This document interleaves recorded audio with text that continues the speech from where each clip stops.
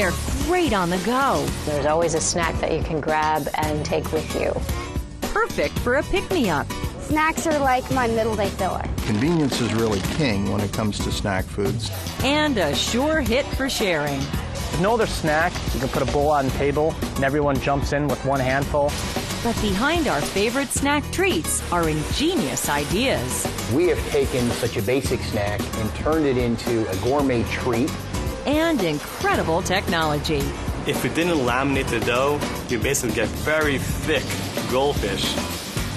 The equipment continues to advance from a technology standpoint.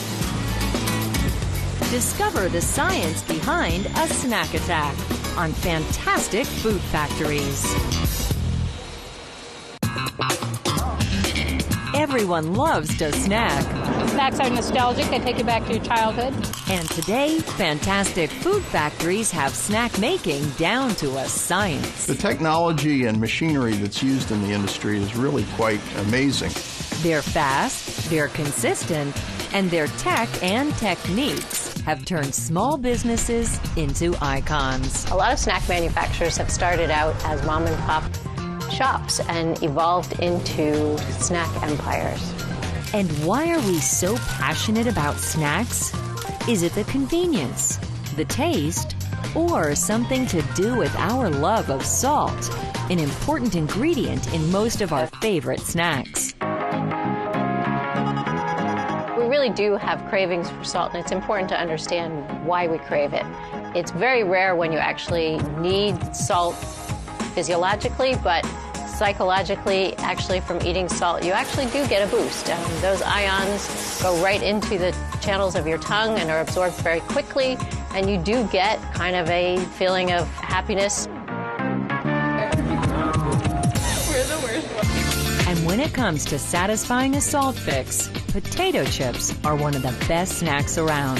In fact, salt is one of the main ingredients of potato chips. Maybe that's why manufacturers sell more potato chips than any other snack food.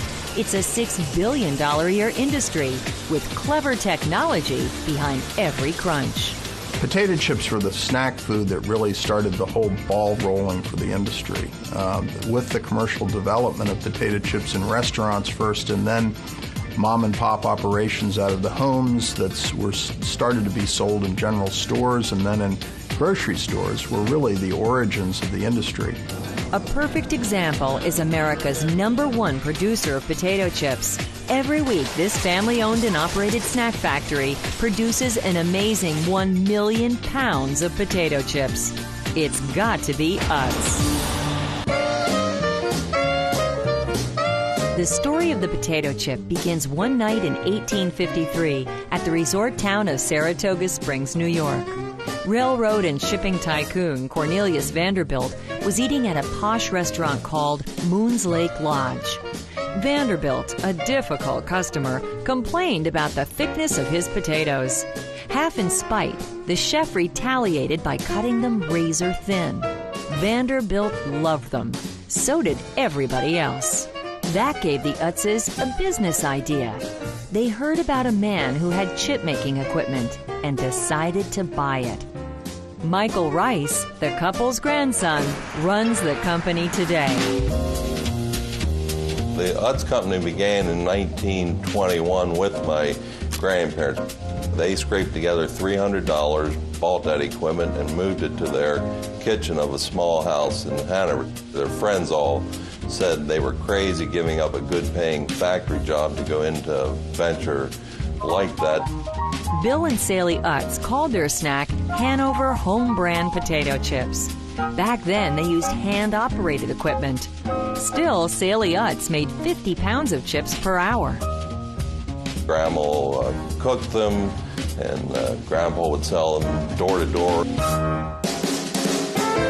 People loved the Utz family chips. And to meet the demand, in 1936, they installed one of the first automatic chip cookers. It made 6 times as many chips, 300 pounds per hour. Innovations have continued ever since, and today Bill and Sally's family factory is still located in Hanover, Pennsylvania. My parents always said they would be glad to have me do that, but they didn't want me to think it was automatic or expected. They wanted me to go to school, but my long-term intent was always to come back into the business and hopefully develop the potential that I thought it had. The secret of making the perfect chip begins underground with the potato. But it's no easy task to get that spud from the ground into your favorite bag of chips. For starters, the potato chip's golden brown color doesn't come from just any potato. You need a potato that's rarely seen in a grocery store. It's a specially selected chipping potato. Table stock has a much sweeter taste to it. If we were to take table stock potatoes and actually fry them up the way we do a normal potato chip, what we'd run into is a potato chip that would be extremely dark.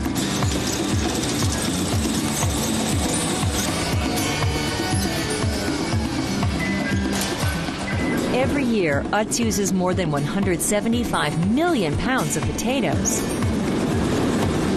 They store them in enormous cellars that can hold 40 million pounds at any one time. When stored in winter, to keep them from growing, shrinking, or drying out, the potatoes are maintained at a constant temperature of 67 degrees and humidity of 85%. The wrong temperature and humidity here could risk the outcome of the perfect potato chip. We call it putting them to sleep, and then during the wintertime, they're actually dormant. And in the springtime, when we get ready to use them again, we actually start increasing the temperature in the room and wake them up and bring them back to life.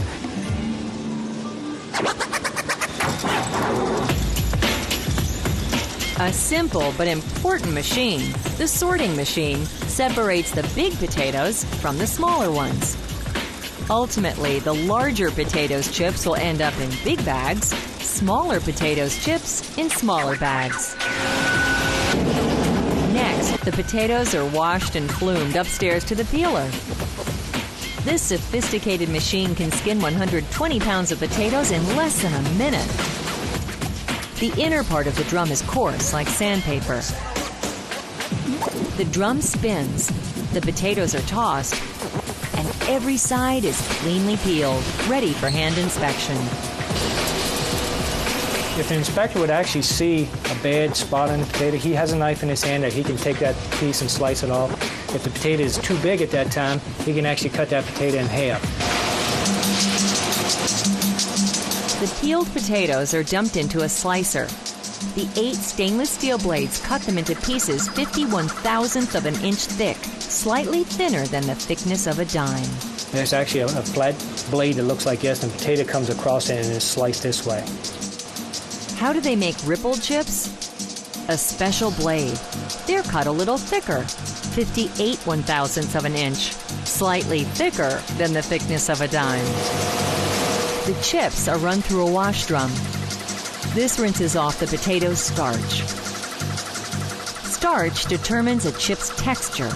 Lots of starch and you've got a browner and more crunchy kettle-style chip. Less starch and you've got a lighter, more golden, traditional-style chip. The drum must rinse just the right amount of starch off the chip in order for it to get that final golden color. If you wouldn't get the starch off the product itself, it would come out a little hard tasting and almost taste like a kettle chip. The biggest difference between a kettle chip and a continuous chip is that we do not wash the slices of a kettle chip, leaving the starch on the product to give it a harder bite. Next, a fryer cooks the chips. More than a third of every potato is water. Using cottonseed oil, the potatoes are fried for about 2.5 minutes at about 360 degrees Fahrenheit. The science in the sizzle? The oil infuses the chip. What we're trying to do is actually replace a molecule of water with a molecule of oil. And inside the cellular structure in the potato, what happens is water is cooked off and oil fills that cell. Then a duster seasons the chips with salt. They cool, and finally the scaler puts them into bags of varying sizes.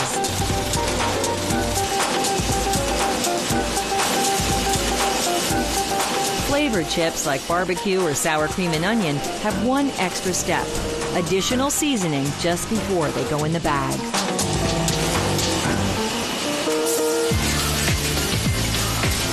From beginning to end, it takes us only about 30 minutes to make their 85-year-old classic potato chip.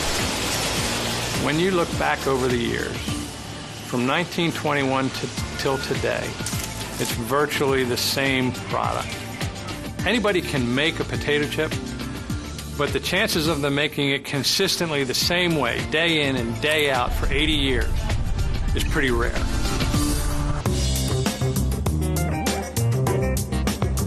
One of America's favorite snack attacks comes in the form of a tiny cheddar cheese cracker. But there's nothing fishy about how Pepperidge Farm uses technology to give life to more than 25 million goldfish an hour. The wonderful thing about the Goldfish brand is that it seems to have almost unlimited potential for pleasing consumers.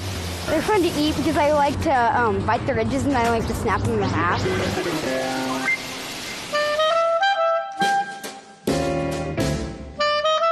From its very beginning in 1937, natural ingredients have been a cornerstone at Pepperidge Farm. One reason? Founder Margaret Rudkin's very real concern about her family's health. One of Margaret's sons had severe allergies, and it made him unable to eat a lot of commercial foods. So Margaret decided to try baking him some homemade bread that was all natural and had no artificial ingredients and had lots of whole grain. Margaret's breads were so delicious that friends and family urged her to sell them in her hometown of Fairfield, Connecticut. She started by baking loaves in her kitchen and then garage.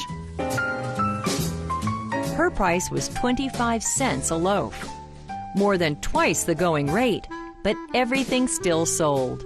High on success, she came up with a new name for her business. She lived on a property that was actually known as Pepperidge Farm, and it was named for the pepperidge trees that grew by the driveway.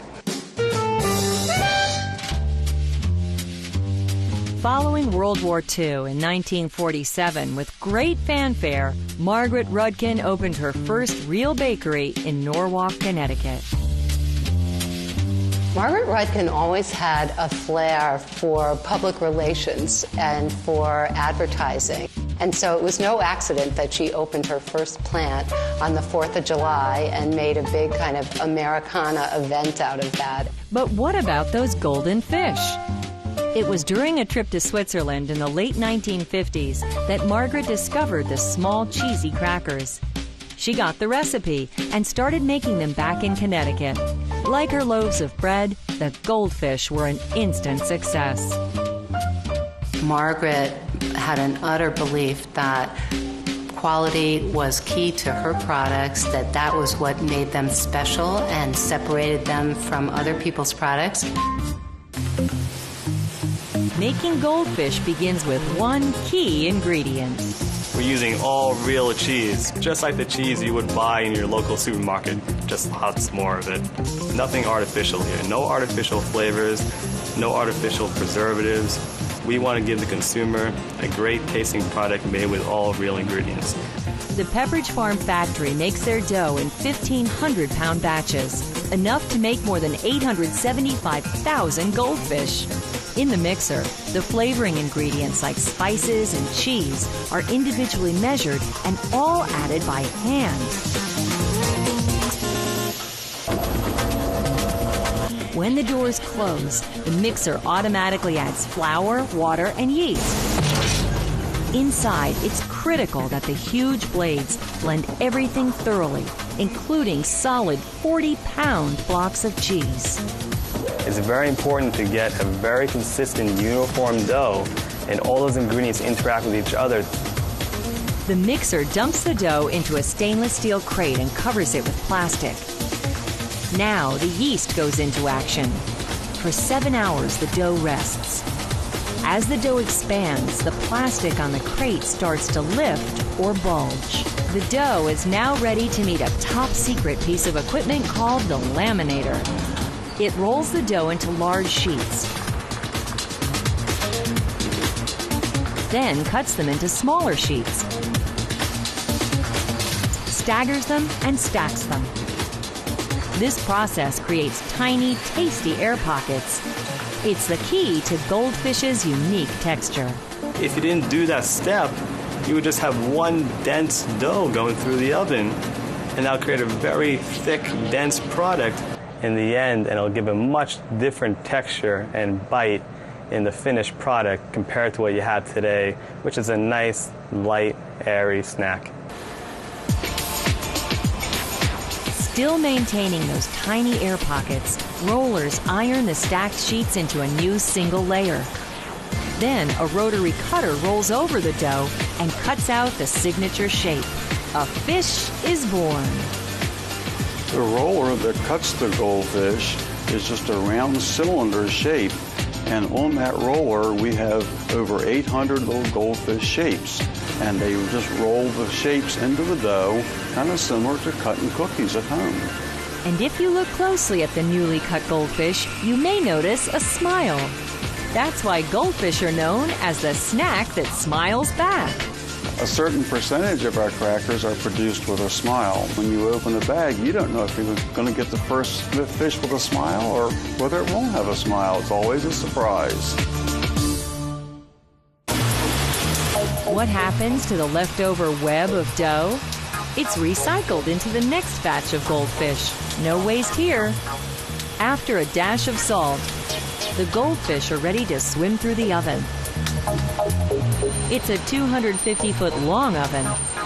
The exact time and temperature are trade secrets, but we do know it's a very high temperature. And the goldfish are in there for less than 5 minutes. If anything goes wrong, the whole batch could be at stake. Because of the way that we do our process, we would typically not find just one cracker that did not meet our specifications. It would be something wrong with the process, which would be causing all the crackers to not meet the specification. Out of the heat, and a large rotating drum gives the fish a little oil.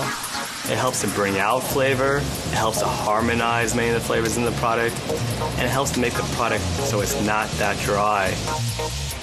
The last steps? A specialist tests the goldfish for quality and the right puff. If they pass, they're ready for packaging and their signature goldfish bag. There's something about goldfish that is just magical for people, and truly no one else has been able to ever replicate that. Pepperidge Farm Goldfish. From a Connecticut kitchen to a high-tech, fantastic food factory, it's a traditional favorite that's creating a sea of tiny, tasty snack treats. It's one of the great, fantastic food factory mysteries. How do you get 850 peanuts into a jar of peanut butter? Though many may think they know the answer, if you want the truth, you need to go to the source. A food factory that solves the riddle almost 90 million times every year. More Skippy has been sold than any other peanut butter brand in the entire world.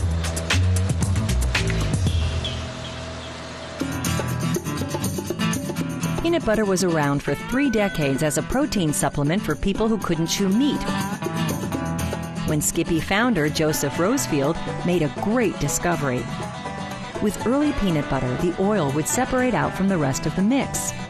Rosefield figured out how to keep everything blended together. In 1932, he launched regular and chunky style peanut butters under the label Skippy.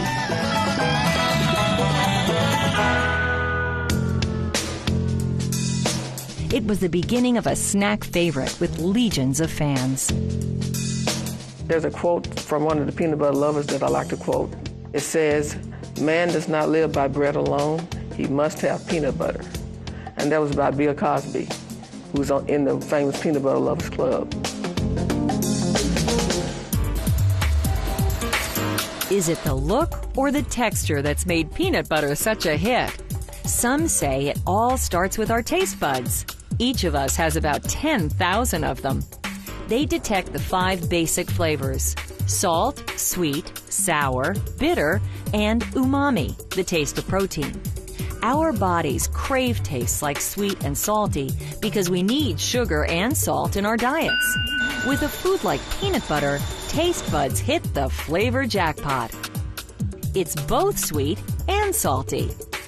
Our palates are actually very sophisticated. An example might be for peanut butter. It has the salt basic taste, the sweet basic taste, but it's also that texture that combines with the basic taste to actually give you the overall impression of a taste explosion in your mouth.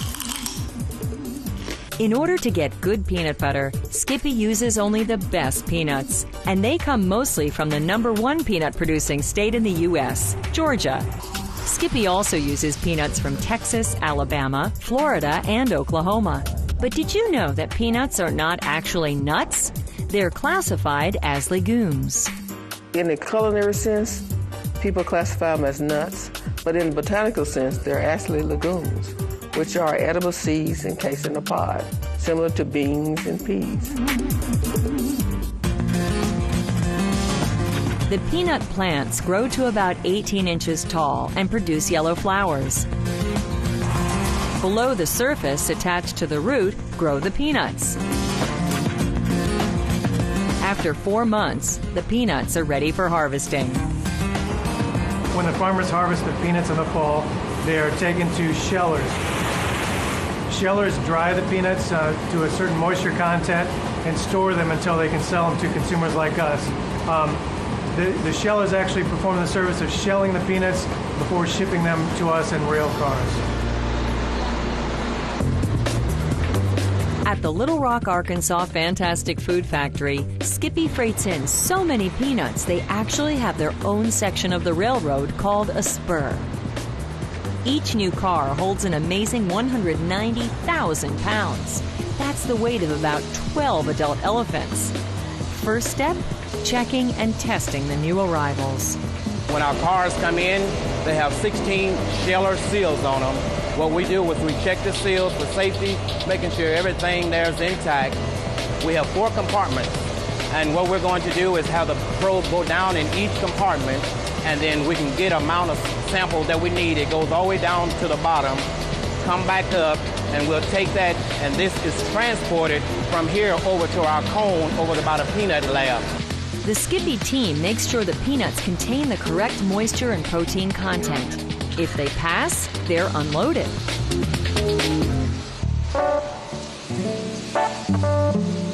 And how do you unload a 190,000-pound railroad car?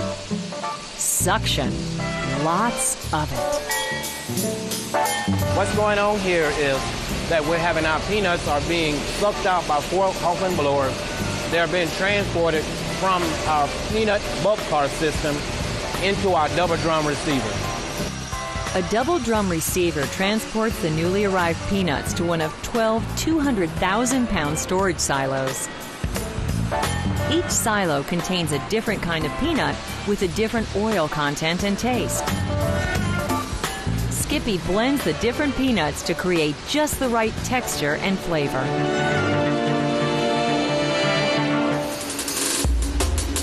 From the silo, a vibrating conveyor belt removes dirt, rocks, and shells while moving the peanuts to Skippy's secret weapon, the roaster.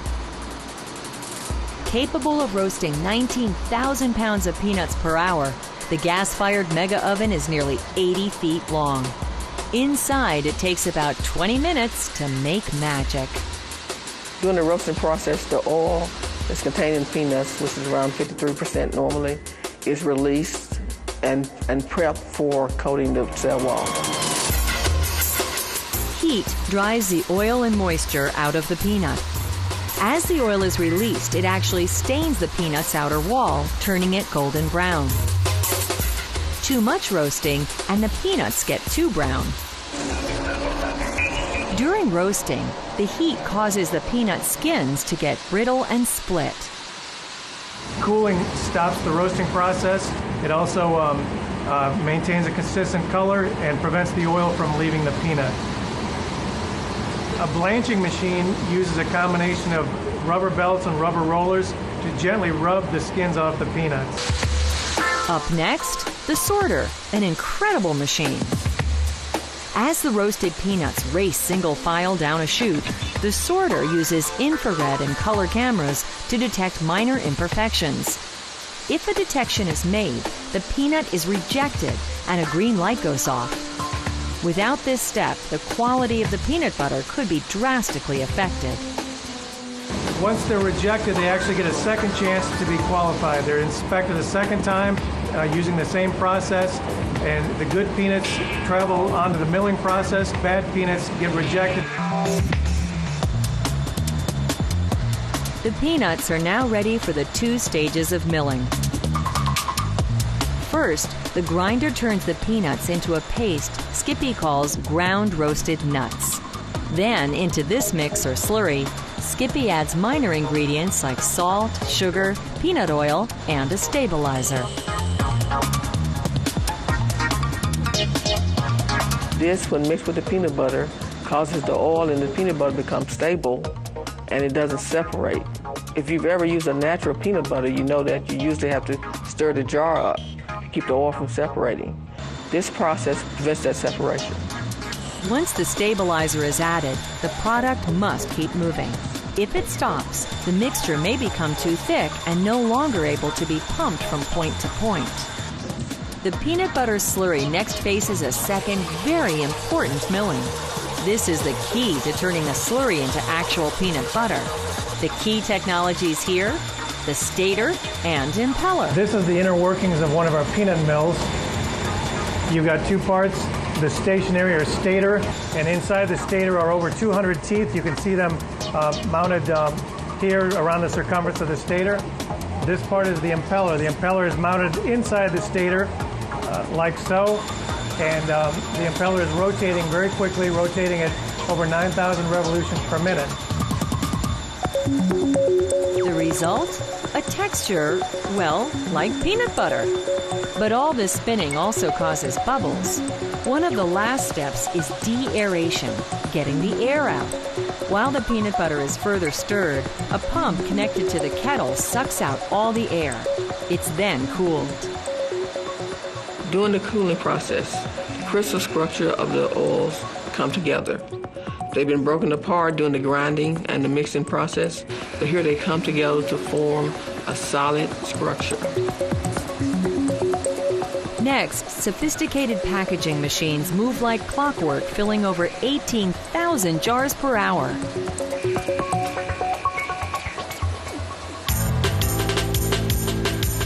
A bouncing conveyor belt removes any remaining air from the jars, and they're ready for their final seal of approval. Every jar of Skippy gets 1 day of rest before shipping. Allowing the peanut butter to sit 24 hours in the warehouse gives it the proper consistency when it reaches the consumer. And it's hard to believe that all this peanut butter comes from one place. The Skippy plant here in Little Rock, Arkansas produces all the Skippy that's made in the U.S. and all over the world. Skippy peanut butter. They've got it down to a science.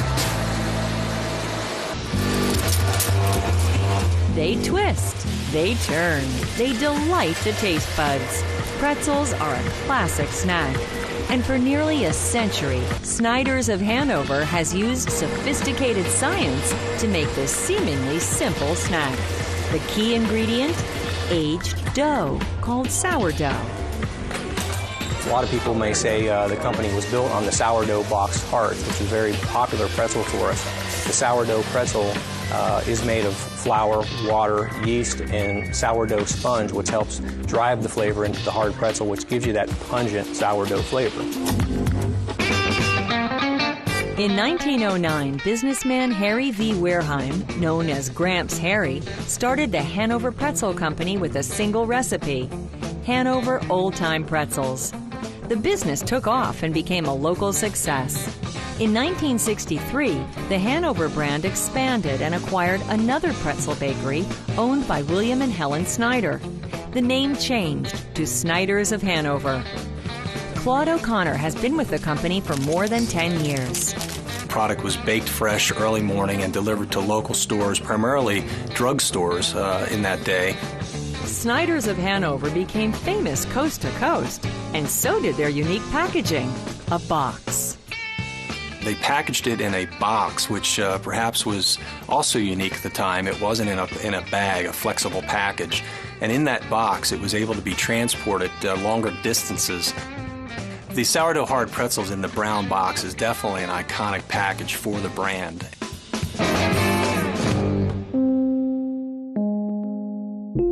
Pretzels are one of the world's oldest snacks, dating back to around 610 AD. A monk in northern Italy or southern France was making unleavened bread for Lent. He had some scrap dough at the time, and he decided to make some small treats for the children as a reward for learning their prayers. He took the scrap dough and he actually twisted them in a shape of children folding their arms in prayer. In those days, people prayed with their arms crossed over their chest.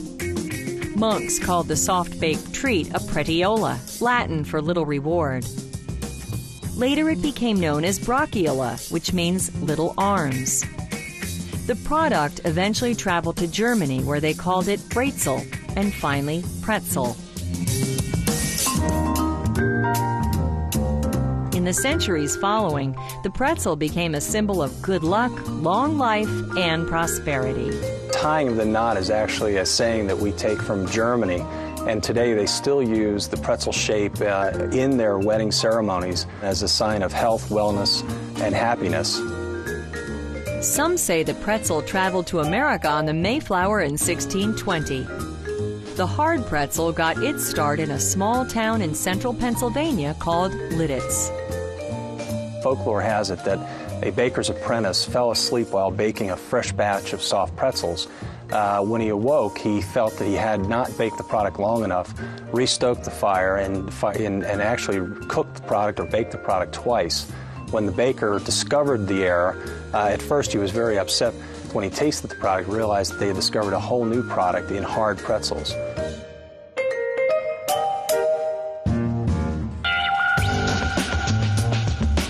Today, pretzels are one of the most popular salty snacks in America. Pretzels are consumed at about 2 pounds per year for every man, woman, and child in the country. So we're looking at about 600 million pounds of pretzels in total consumed in any given year. Every step is vital in making the perfect pretzel. It all begins with flour and water and a giant 1,500-pound mixing kettle. 2 sets of blades thoroughly blend the ingredients and keep the dough from sticking to the sides. Like most breads, yeast is a critical component. In a process called fermentation, the yeast eats sugars and creates carbon dioxide.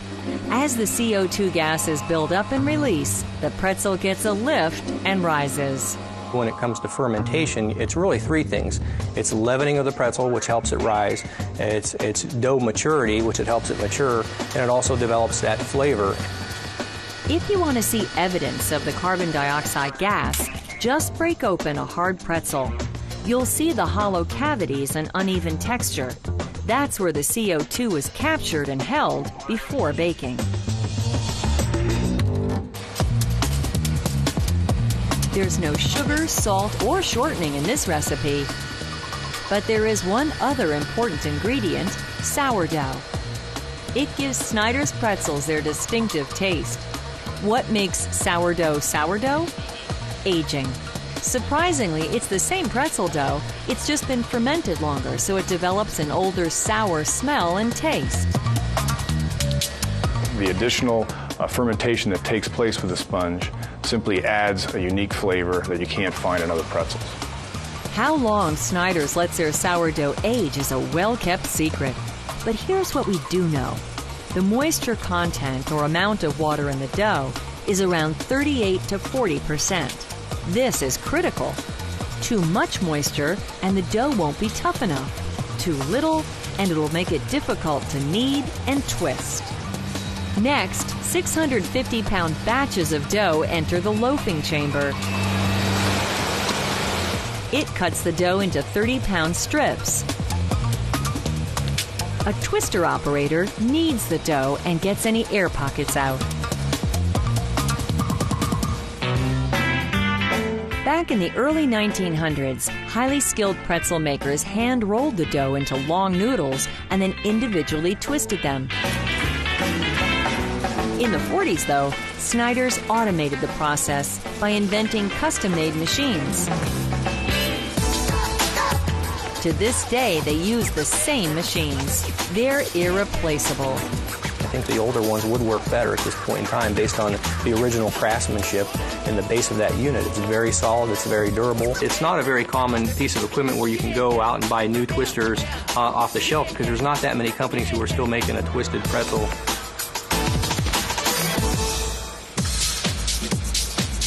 Here's how the twister machines work.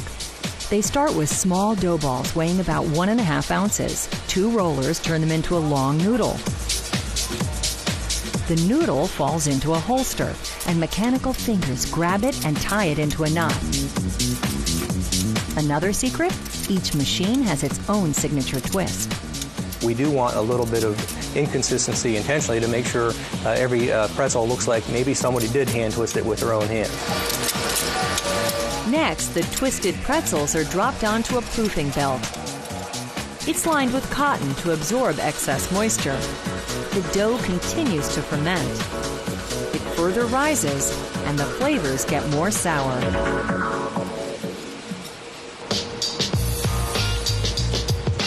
After salting, the pretzels go into an oven for about 50 minutes. The oven has 7 zones, each with a different temperature and humidity.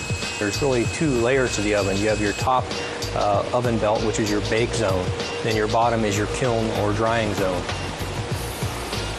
During the baking, the moisture is constantly reduced.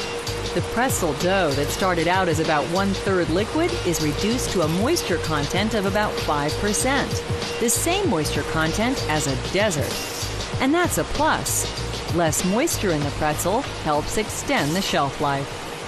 And how many calories are in each of these crunches? Well, 100 calories per pretzel, about the same as an apple. Not bad for the calorie conscious. Trends in the country indicate that that's becoming more and more important, that people look for better for you snacks, and of course pretzels fit that bill.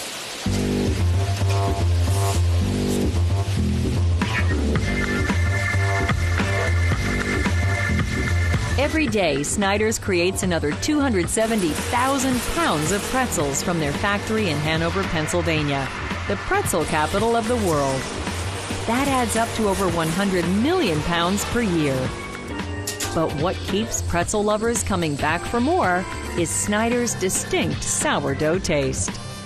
The taste of the product is of utmost importance, and we won't bring a product to market until it absolutely tastes the very finest that we can make that product taste.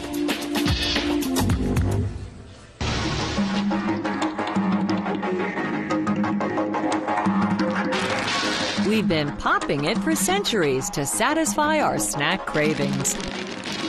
But we've never tasted popcorn quite like this. With leading-edge technology, innovative flavors like Ragin' Cajun and Blueberry Bushel, and the world's only popcorn chef, Dale and Thomas has recreated an old favorite. I could eat a whole tub of popcorn and put chocolate on it. You've made my day. That would be great. We're taking a classic snack, the most popular snack food, and taking it to new heights. Creating it with just mouth-watering gourmet ingredients and coming up with flavors that people probably haven't seen anywhere else. Popcorn eating is a new experience. Popcorn is so much fun because it is such a great platform to do a myriad of different flavors. Unlike popcorn itself, the Dale and Thomas Company is relatively young, but their ambitions are mighty. In 2002, friends and co-founders Richard Dem and Warren Struhl met to discuss going into business together. We were eating popcorn in this meeting. So what about popcorn? No one's done anything with popcorn in 50 years. How do we innovate? How do we take this to the next level? So we did a bunch of research. Their research paid off. 6 months later, they opened their first store in New York City under the name Popcorn Indiana.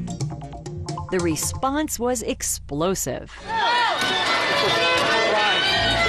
We took chocolate, took peanut butter, even toffee. We layered it on a popcorn base. And the folks were lining up outside for their next bag.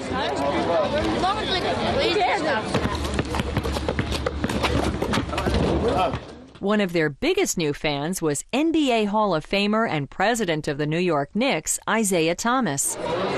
He loved the popcorn so much, he wanted to become part of the craze. In the fall of 2003, we received a call from a gentleman claiming to be Isaiah Thomas's agent. Isaiah had been looking to get involved in popcorn for 10 plus years. So we ended up meeting with Isaiah shortly thereafter, and he clearly said, I don't want to be a talking head for this company. I don't want to be a spokesperson. I want to be involved at the core. Isaiah Thomas is one of the most passionate people I've ever met about his popcorn. Glad to spread the love of popcorn and give it to people. 3 months later, Isaiah became an official partner. The name of the company changed to Dale and Thomas. The first part of the company name honors a man from Popcorn, Indiana, who inspired them to get into the business. Dale is a real guy from a real town called Popcorn, Indiana. He told us the ways of popcorn, told us why his town was chosen to be named after popcorn.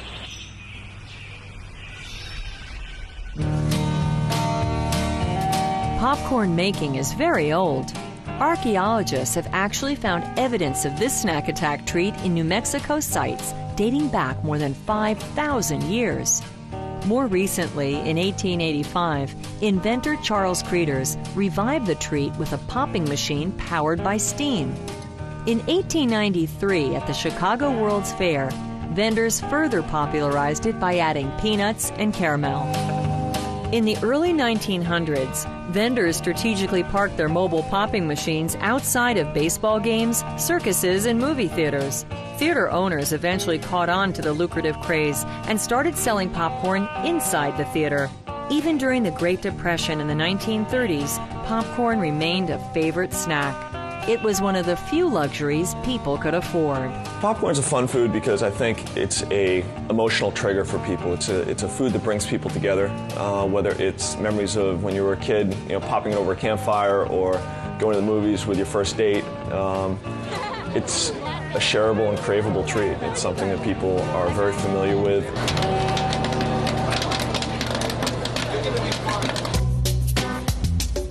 Around the world, there are 6 basic types of corn, but there's only one that pops. Popcorn. Popcorn pops. It's kind of a little magic. How does popcorn pop? Well, inside the kernel is a small amount of water. When you heat it up and the internal temperature reaches between 400 and 460 degrees Fahrenheit, the moisture turns to steam. The steam builds up pressure. Finally, the pressure gets so intense the kernel pops. It actually turns inside out. The right combination of corn, sugar, oil, and heat give us the very, very best popcorn that we can have. Dale and Thomas develops amazing flavors by enlisting the help of one unique person. We knew from day one that we wanted to involve all sorts of gourmet ingredients. We didn't have the know-how to mix in a peanut butter with a popcorn with white chocolate. So we looked in the market for people with classically trained chef backgrounds. What they found was Chef Ed Doyle. They tell me I'm the only popcorn chef, the first and only. I'm not sure if that's been validated statistically, but I'll go with it. I spend a lot of my time trying to track down ingredients that other people may not have thought to use. With those ingredients, Chef Ed chooses between 2 types of popping corn. Sometimes he uses a traditional butterfly-shaped popcorn. Other times he might use a hybrid that is more of a mushroom shape. To make their popular kettle corn, for example, Chef Ed prefers using the butterfly corn. Kettle corn is popped with sugar and salt, so it's a little sweet, a little salty, super crunchy, and very tasty. How does Dale and Thomas make their celebrated popcorn? Not surprisingly, it all begins with the poppers, which are central to the operation. They have 12 giant kettle poppers. Each can produce about 700 pounds of popcorn an hour. The popper is the most important part of our process. We have custom-built, very high-tech, leading-edge poppers that do the early part of our process. Dale and Thomas's basic kettle popcorn recipe begins by adding sugar. Each batch is heated for 4.5 minutes at 375 degrees. Precise time and temperature is key to making a successful batch. A stir at the bottom of the kettle continuously moves, ensuring that the corn and sugar don't burn. This is the kettle corn, and when it comes out of the popper, that sugar is actually in a liquid state. And as it starts to turn into a solid, you can actually see the popcorn settle as it moves from a liquid to a solid. Next, the popcorn maker adds salt by hand, and you've got a traditional sweet salt taste. But Dale and Thomas doesn't stop there. They take their kettle corn to a new level. Using the kettle corn as a base, Dale and Thomas creates unusual flavors like Southwest Cheddar Chipotle, Buffalo and Blue, and Barbecue. Here's how it works. Popcorn makers tumble the kettle corn in a rotating seasoning drum. By hand, they gently add the flavorings, making sure the popcorn stays whole and the spices are evenly distributed. When you put it in your mouth, all of a sudden you just get this burst of like excitement where you have a sweet, tangy, this like tart flavor. Another one of Dale and Thomas's crowd pleasers is gourmet caramel popcorn. Made with mushroom-shaped popcorn, this process is different from the kettle corn. It starts with a special continuous popper that's 6 feet tall and 3 feet wide. It delivers a whopping 200 pounds of corn an hour. And it rotates to keep the kernels in suspension so that they get hot enough to pop, and then when they pop, the rotating drum takes them out the exit end of the popper. The popcorn rests briefly in a holding bin. Then it's ready for the caramel coating. One of our most closely guarded secrets is our caramel recipe. There's a lot of research and nuance tuning to it. It's several different sugars, it's molasses, it's real vanilla, it's real butter, but it's those secret ratios that are just top secret. The secret sugar-based mix is cooked at 335 degrees until it caramelizes and begins to turn brown. Then the popcorn maker adds the popcorn, making sure every piece is thoroughly coated. Dale and Thomas goes one step further with their caramel corn to create flavor sensations like Really Really Raspberry, Blueberry Bushel, and Sun-Drenched Strawberry. But Dale and Thomas also use their caramel corn as the base for delectable drizzles, like peanut butter and white chocolate and chocolate chunk and caramel. The company uses a combination of sophisticated drizzling machines and the human touch. This is a drizzling machine, and we're making our world-famous peanut butter and white chocolate drizzled kettle corn here. And she's applying the second coat of the white chocolate. We want that to be a little more scattered, if you will. Looks wonderful, doesn't it? Beautiful. Chef Ed uses chocolate to create specialties like popcorn truffles. This is our Rocky Road truffle, and this was the first one we developed. It really came to realization that this was a great structure for a lot of different flavors. Yes. The result? Over-the-top taste. Melting chocolate is just hypnotic. Every time you touch it, people are just transfixed. Especially when you're drizzling on something really good like super crunchy kettle corn. Next is packaging. One major challenge is packing the popcorn products before they get stale. Popcorn is so hygroscopic and it takes up moisture so quickly. We work very, very hard so that it's not exposed to the atmosphere much at all. So the challenge is to, as quickly as we pop it, get everything done to it with the drizzling or the savory seasoning and get it into a sealed package as quickly as we can. So what's the #1 selling flavor at Dale & Thomas? Chocolate caramel chunk. It's very difficult to keep your hand out of the bag once you start eating the popcorn. It's the idea that there's a taste out there for everyone, and that's why for us it's important to have so many flavors in production at any time. We certainly want to be presenting people with enough choice where they can find a flavor that's right for them and kind of embrace that flavor and make it their own. Utz, Pepperidge Farm, Skippy, Snyder's, and Dale & Thomas. There's a world of fantastic food factories.